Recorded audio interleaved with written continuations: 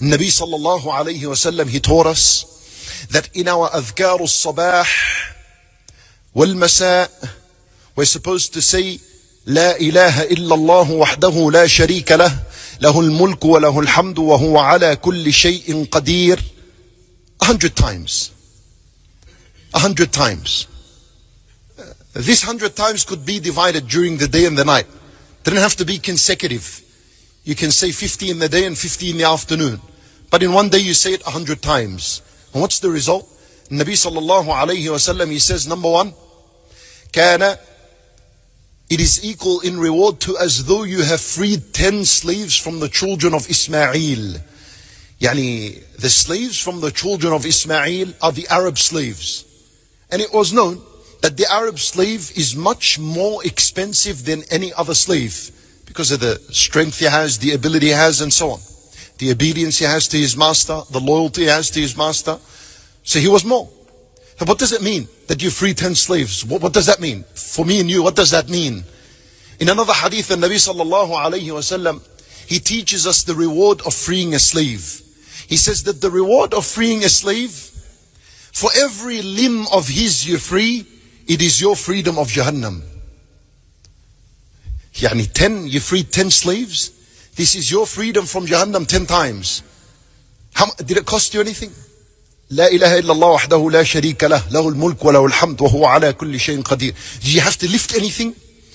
Did you have to run and walk to something? Did you have to pay anything? Nothing. Cheap solution from Allah Azza wa Jal. And we still don't value it. Did you say it today 100 times? Did you plan to say it 100 times?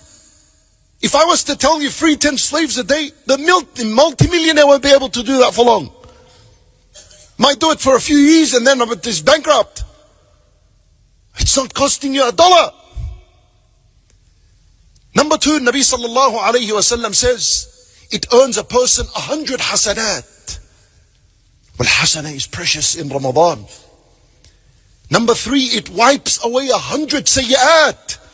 See where the goodness is? Who commits 100 sins a day? Yeah, who among us commits 100 sins a day?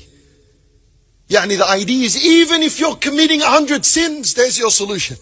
Every morning, to say it 100 times. And it'll clean these 100 sins of yours. And then it raises a person 100 levels in the paradise.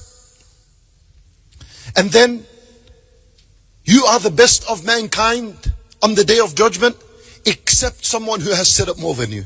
He deserves to be in number one position. وسلم rahimahumullah. That when we speak about the, do you think they said it 100 times? As-salaf rahimahumullah, minimum 1,000, 2,000, 10,000 times a day. That's minimum of dhikrullah. And I'm giving you a reality.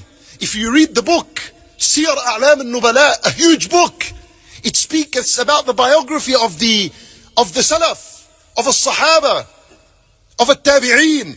When you read in their biography, you find, وَكَانَ يَذْكُرُ اللَّهَ how many times? And this one 6,000 times, 5,000 times. Old woman, 10,000 times minimum. Quran, reading, all of this dhikr. The biggest effect of it is that it doesn't only bring you closer to Allah, even though that's huge as a reward, but it cleans you from your sins.